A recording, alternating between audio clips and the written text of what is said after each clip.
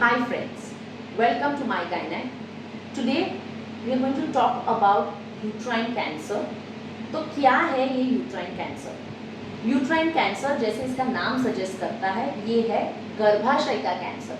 पर क्योंकि गर्भाशय के अंदर भी 3 उसके विभाग होते हैं तो यूट्राइन कैंसर जिसके बारे में हम आज बात कर रहे हैं वो है गर्भाशय का जो सबसे अंदरूनी हिस्सा होता है या एंडोमेट्रियम जिसको हम बोलते हैं, इनर लाइनिंग या लाइनिंग जो होती है गर्भाशय की, उसके अंदर जब कैंसर सेल्स की प्रक्रिया शुरू हो जाती है तो उसको हम यूट्राइन कैंसर या तो गर्भाशय का कैंसर ये नाम देते हैं।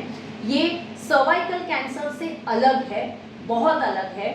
सर्वाइकल कैंसर यानी गर्भाशय के मुख का कैंसर। इसके जो फीचर्स हैं, इसके जो कैरेक्टर्स हैं वो और यूट्राइन कैंसर के जो कैरेक्टरिस्टिक्स हैं ये दोनों कंप्लीटली अलग अलग है। और इसके प्रेजेंटेशन मतलब अगर आपको ये कैंसर है तो इसके कौन से चिन्ह ऐसे आएंगे, कौन से ऐसे सिम्टम्स आएंगे, ये सिम्टम्स भी दोनों कैंसर्स के काफ़ी अलग हैं। तो जो हम बात करते हैं यूट्राइन कैंसर की, ये कैंसर साधारण रूप में 40-45 की एज के बाद बनना शुरू होता है। सबसे इसका कॉमन जो प्रेजेंटिंग सिम्टम होता है वो ये होता है कि मेनोपॉज आने के बाद कोई भी कारण नहीं है और जो ब्लीडिंग आना शुरू हो जाता है। आमतौर पे विमेन इसको ब्लीडिंग का रीस्टार्ट या मेंस्ट्रुअल ब्लीडिंग समझ के इग्नोर कर लेते हैं और डॉक्टर की सलाह नहीं लेते हैं।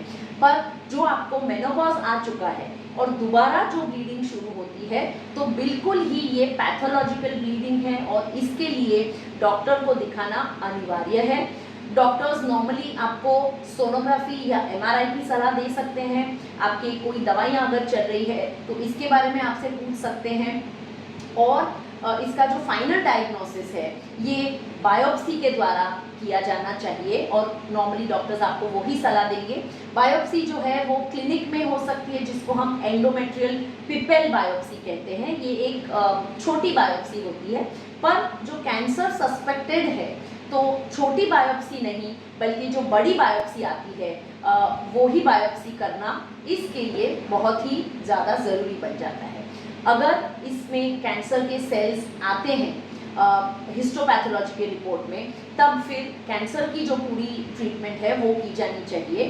अगर ये बहुत ही अर्ली स्टेज का कैंसर डिटेक्ट होता है जिसको हम 1A1 स्टेज बोलते हैं कि जस्ट कैंसर की शुरुआत हुई है, तब ऐसे केसेस में गर्भाशय अंडे की थैलियाँ जो हम निकाल लेते हैं सर्जरी के द्वारा, तो आगे जाके जो कीमोथेरेपी की दवाइयाँ शुरू की जाती है वो दवाइयाँ के बिना भी आपका कैंसर पूरी तरह से निकल सकता है। पर जो ये कैंसर और गहराई में हुआ है, यूट्रस की जो दीवार है उसके अंदर काफ़ी हद तक घुसा हुआ ये कैंसर है, तब फिर ना सिर्फ कि ऑपरेशन बड़ा करना पड़ता है, ज़्यादा अंग निकालने पड़ते हैं, पर लिम्फ नोड्स जो होते हैं, जो शरीर की रोग प्रतिकारक शक्ति का भाग होते हैं जिसमें कैंसर सेल्स स्प्रेड होते हैं, तो उनको भी देखा जाना ज़रूरी है। अंदर कहीं और फैला नहीं है, इसके लिए जो सर्जरी के क्लियरेंस मार्जिन्स हैं वो भी ज़्यादा रखने पड़ते हैं। तो ऐसी सर्जरी ज़्यादा बड़ी होती है, ज़्यादा हाई रिस्क सर्जरी होती है। और इसके बाद कीमोथेरेपी, इम्यूनोथेरेपी जैसे आपके कैंसर सर्जन की एडवाइस करते हैं उसके मुताबिक आगे जाके कैंसर की और जो ट्रीटमेंट है वो भी करना अनिवार्य हो जाता है। तो जैसे आपको आइडिया लगा होगा कि जो हम इसके बारे में सतर्क रहते हैं और पहले ही सिम्टम पे जो हम अपने डॉक्टर को विजिट करके अर्ली स्टेजेस में ट्रीटमेंट दे लेते हैं तो आगे की जो ज़्यादा जोखिम वाली प्रोसीजर्स हैं, दवाइयाँ हैं, उनसे हम बच सकते हैं। तो जो आपको मेनोपॉज के बाद ब्लीडिंग या स्पॉटिंग होता है तो ये यूट्राइन कैंसर का चिन्ह है, ये बात याद रखिए और उसके लिए जो भी हमने एक्शन इस वीडियो में बताई है वो बिल्कुल कीजिए।